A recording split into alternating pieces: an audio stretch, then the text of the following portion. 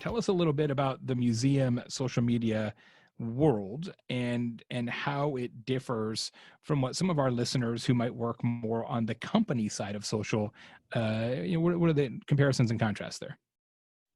I mean, if you really think about it, museum social media managers have really weird jobs. So if you take the craziness of your typical social media manager and you add in lots of quirky collections, objects, very opinionated visitors, possibly climbing on those objects, and the possibility of controversy that's tied to your museum, could be erupting at any moment. I mean, I could go into a really quick day in the life of a museum social media Please, manager. I can't wait. Yes, please. I mean, so if you think about it, because their collections are often so vast, we could tie to almost any trending topic or holiday you can think of. So that's an embarrassment of riches. But on the other side, there's this flood of programs, exhibits, and competing internal promotional content that they're having to manage every day. So they're not able to be really deliberate in a campaign or a content plan. It's a constant struggle to keep your head above water in that way. And then on the other side, museums, a lot of them are what you would think they would be with being a little bit behind the times with a lot of their staff. So they're slow to understand a lot of social media best practices or simply dismiss the job as if anyone can do it. It's really hard to get them up to speed in that way.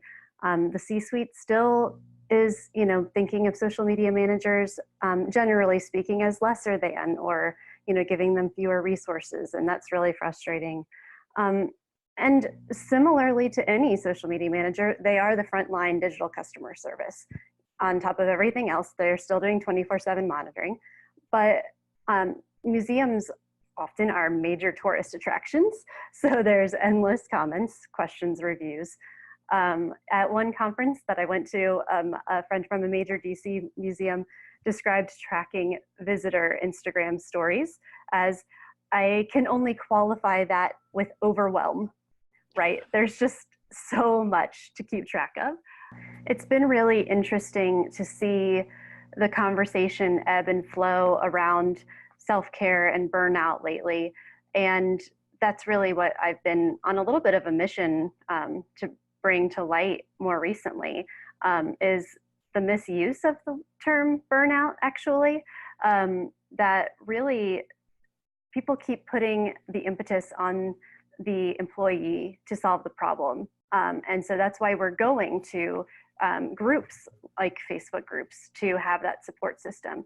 But really, what I'm finding as I'm looking out into the broader writings of other people is that putting it on the employee is really more victim shaming, actually. It really needs to be put back on the employer to be proactive in their approach to helping find that space for social media managers to, have their well-being thought about.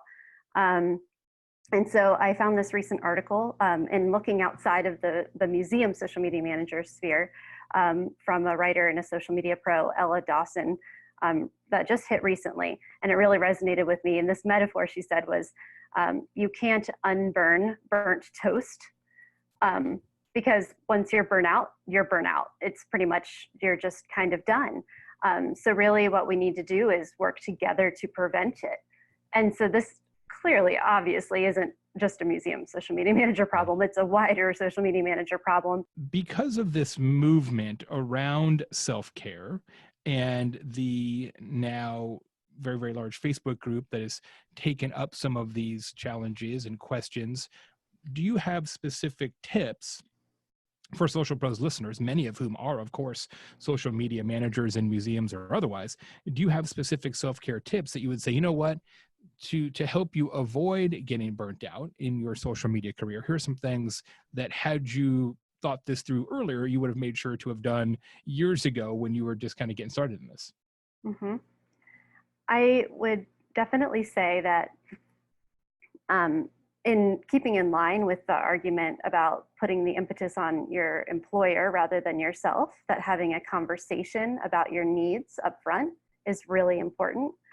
I know that when I had the opportunity to start a new role as a social media manager, I had a very frank conversation with my boss first thing and said, I have co-custody with my son. these are the weeks that he's at my home. This is when I'm not monitoring. And we really talked that through, just for an example.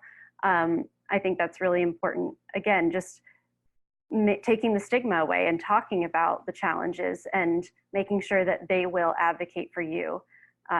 And using this conversation that's happening right now, using resources like this, like with articles like Ella's, to share around and say, look, this is a conversation that's happening and I would like your support. And then once you have that foundation, you know, it's not to say that you shouldn't also, you know, provide self-care for yourself. So I know that there's different things for everyone. I've been reading a lot of books myself lately, and I swear to goodness, everyone says to meditate.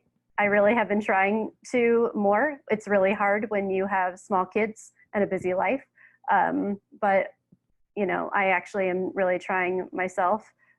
Breathing a lot, even just breathing helps, I've learned.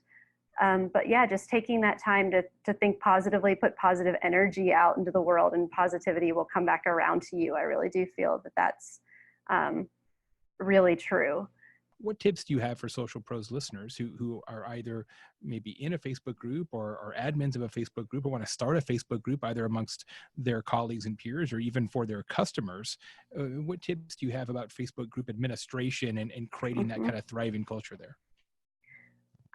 Thanks for asking this question. I love online communities so much, and I really had a great time having the chance to go up to the Facebook Community Summit and getting to learn from Facebook and from other Facebook group admins.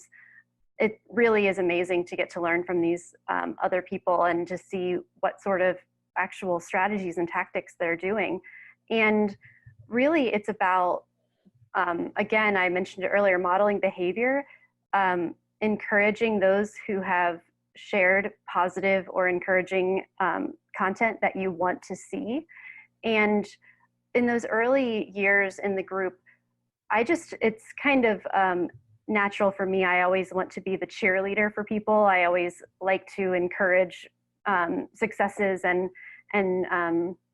I would always, whenever someone would post something, I would never let a post go unliked or uncommented on. I would always encourage them.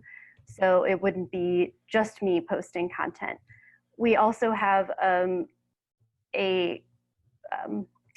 how do you say it? It's just a thing we do every week where you're able to sign up for our cover photo. And because we couldn't agree on what our cover photo should be, because we're all the museums of all over the world, right? So what on earth should that be? We're all beautiful institutions. So there's a document where you sign up, and you also in that document post your photo for the cover photo. And every Monday I update the cover photo. Recently at a conference, I had a friend say, it's just so comforting knowing that every Monday when I get a notification from the museum social media managers group, it's just Lori updating the cover photo. And I love it. It's like the Google Doodle. It's Google really Images of the day. Yeah. I've never thought of it like that. We're at 246. I just updated it today. So we've featured 246 museums, which is pretty amazing. To be able to see these photos from all over the world. So that's one thing that we've done. And yeah, it's just being able to empower others to be able to share and reminding them, please do, brag about your successes. We love a good humble brag. Just making sure people feel comfortable. Of course, it will depend on what your group is, but I think that it's just establishing those norms early on and getting that community feeling comfortable to contribute is really the trick.